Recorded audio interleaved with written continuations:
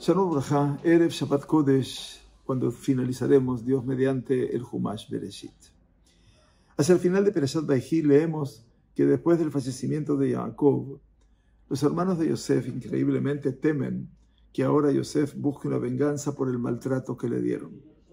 La Sagrada Torah dice, sus hermanos fueron a él, ellos mismos, se arrojaron ante él y le dijeron, estamos preparados para ser tus esclavos.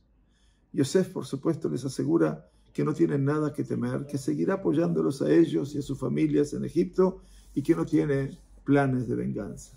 El pasuk parece vincular sus temores con la muerte de Jacob.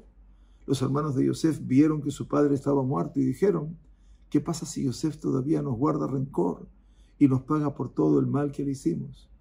¿Por qué la muerte de Jacob precipitó estos temores? Nos preguntamos. Encontramos en los Midrashim varias explicaciones de por qué los temores de los hermanos fueron desencadenados específicamente por la muerte de Jacob.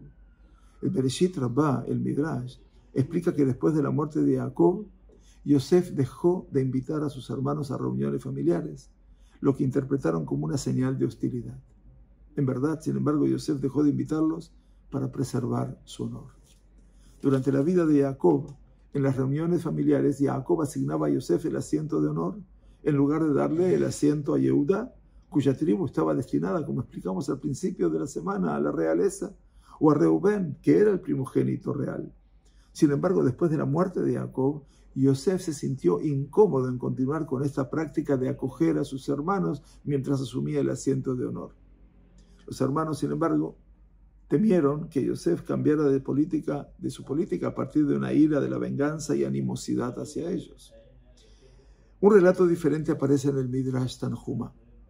Allí se nos dice que mientras los hermanos regresaban a Egipto, después de enterrar a Jacob en Canaán, Yosef hizo una parada, miren este Midrash, para mirar dentro del pozo, el pozo donde sus hermanos lo habían arrojado tantas décadas antes. Yosef visitó este sitio para expresar el agradecimiento al Todopoderoso por salvarle milagrosamente, para decir Birkat HaGomel, digamos, de cómo lo salvó de ese pozo. Los hermanos, sin embargo, lo interpretaron como una señal de que Yosef albergaba malos sentimientos hacia ellos y busca venganza por haberlos maltratado.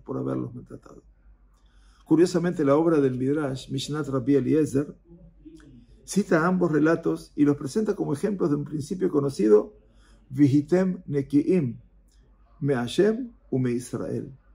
Esto significa que uno debe hacer un esfuerzo no solo para actuar correctamente, sino también para actuar de una manera que no pueda malinterpretarse como incorrecta.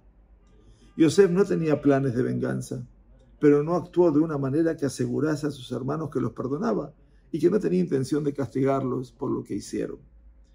Sin embargo, en el nivel del Peshat, el sentido literal del texto, es probable que los hermanos sintieran que Yosef no buscaría venganza durante la vida de Jacob por respeto a él, a Jacob. Una generación antes, Esav expresó su deseo de matar a Jacob, ¿se acuerdan?, por haberle arrebatado su bendición, pero insistió en decir que no lo haría sino después de la muerte de su padre. De manera similar, pensaron los hermanos, Yosef esperó hasta después del fallecimiento de Jacob para comenzar su campaña vengativa contra ellos. Muchos de nuestros últimos comentaristas de la modernidad agregan un factor que quizás contribuyó, voy a decirlo en general, a los temores de los hermanos a este punto. Al consolar a sus hermanos, Yosef les asegura que los apoyará a ellos y a sus hijos, tal como apoyó a su padre, a sus hermanos y a sus familias durante los años de hambruna.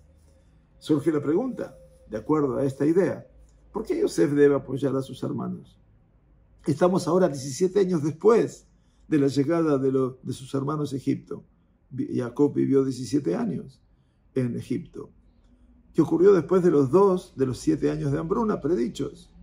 Así la hambruna había terminado 12 años antes. Es más, según el Midrash, la hambruna en realidad llegó a su fin con la llegada de Jacob a Egipto. Tal la importancia de un hombre justo. ¿Por qué entonces Yosef debe continuar apoyando a sus hermanos pastores, quienes presumiblemente tenían abundantes pasturas para sus ovejas y por lo tanto tenían los medios para ganarse la vida? Pregunta. La respuesta aparece en un comentario del Sifré, en Sefer Devarim, que indica que otra hambruna azotó a Egipto después de la muerte de Jacob. Los 17 años que Jacob pasó en Egipto marcaron una larga pausa en la hambruna de 7 años, que se reanudó después de la muerte del patriarca. Vaya. Ahora podemos comprender fácilmente la preocupación de los hermanos. Con la reanudación de la hambruna en Egipto, los hermanos deben depender de Yosef para su sustento básico, para su propia supervivencia. Y esto le da a Yosef la oportunidad de hacer con los hermanos precisamente lo que ellos inicialmente habían decidido hacerle a él. Lo arrojaron al hoyo para dejarlo morir de sed y de hambre. Ahora estaría en condiciones de dejarlo morir de hambre y de inanición. Yosef, sin embargo, nunca tuvo pensamientos de represalia y alimentó generosamente a sus hermanos y sus familias durante también este último periodo de hambruna. Final de historias, final de ciclos, final de tiempos.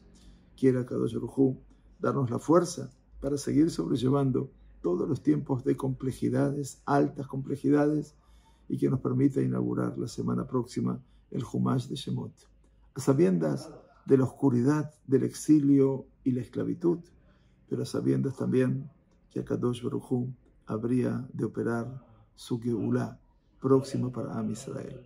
Quiera Él acercarnos la Geulá también próximamente en nuestros días. Shabbat Shalom Umeborach. Todas las brajot para todas vuestras mesas y vuestras familias. Gracias.